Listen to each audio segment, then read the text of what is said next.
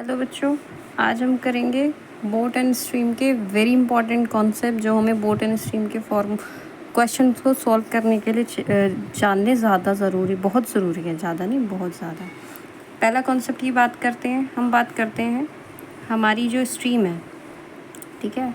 Stream को किस किस नाम से जानते हैं पहले वो देख लेते हैं। क्वेश्चन में हमें बोल सकता है स्ट्रीम बोल सकता है, करंट बोल सकता है या रिवर बोल सकता है, ठीक है। जब हमारी स्ट्रीम होगी और नाव होगी, अब क्या हो सकता है, नाव हमारी चल रही है इस डायरेक्शन में, हम नाव को चला रहे हैं इस डायरेक्शन में, और हमारी जो धारा है, जो स्ट्रीम है, जो करंट है, रिवर है, वो भी इसी डायरेक्शन में चल रही है। मतलब कि क्या देखा हमने, सेम डायरेक्शन है दोनों की। सेम डायरेक्शन के केस में क्या होता है, हम एस बी से क्या डिनोट कर रहे हैं मैं बता दूं आपको, तो ऊपर हम लिख देते हैं एस बी से हम डिनोट कर रहे हैं स्पीड ऑफ बोट को, और एस सी से हम डिनोट कर रहे हैं स्पीड ऑफ करंट, जिसको हम स्ट्रीम बोलते हैं या रिवर बोलते हैं। ओके, जो हमारी स्पीड ऑफ बोट होती है और स्पीड ऑफ करंट होती है, उन दोनों को हम क्या कर देते हैं प्लस।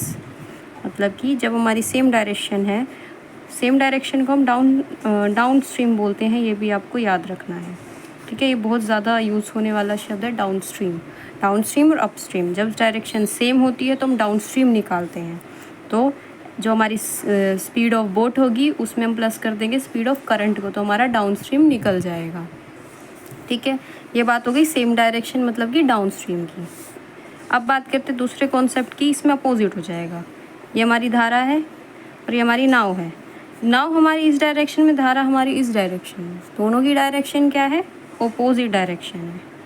तो ऑपोजिट डायरेक्शन के केस में क्या होता है हमारे साथ, एस बी और एस सी, मतलब कि speed of boat, speed of current, इन दोनों को हम माइनस कर देते हैं, और ऑपोजिट डायरेक्शन को हम बोला जाता है अप स्ट्रीम, ठीक है। ऑपोजिट डायरेक्शन को क्या बोला जाता है, up stream. Very important thing, ये हमेशा दिमाग में रखनी है। सेम डायरेक्शन को डाउन स्ट्रीम बोला जाता है, अपोजिट डायरेक्शन को अप स्ट्रीम बोला जाता है।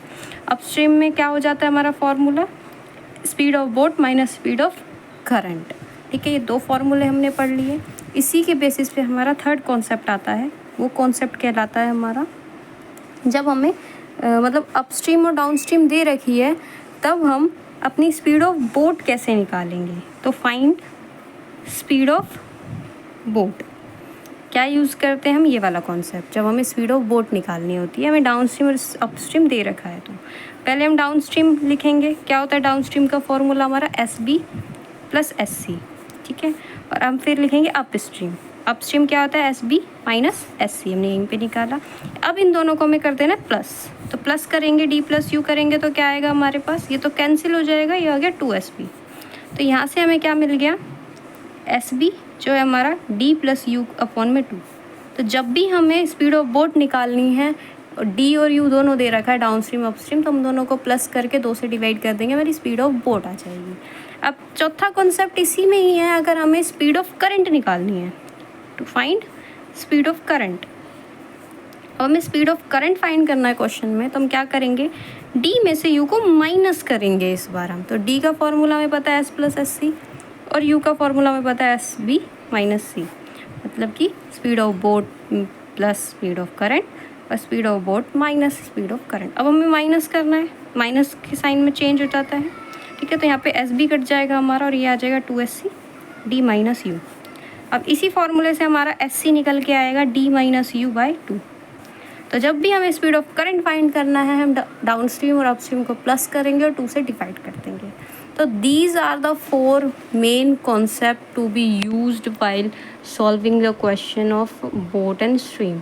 ओके, इनको अच्छे से समझिए, याद कीजिए, और उसके बाद हम क्वेश्चन ट्राई करेंगे नेक्स्ट वीडियो में। तो नेक्स्ट वीडियो देखना ना भूलें। Thank you so much.